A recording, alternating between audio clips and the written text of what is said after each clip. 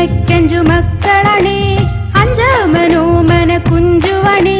പഞ്ചാര വിറ്റു നടന്നു കുഞ്ചു, പഞ്ചാര കുഞ്ചുവെന്ന പേരു വന്നു.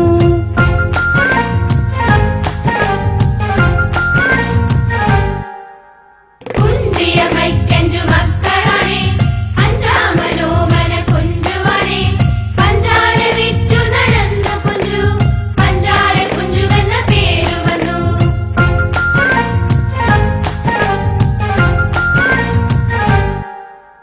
വഞ്ചിയിൽ പഞ്ചാര ചാക്കു വെച്ചു,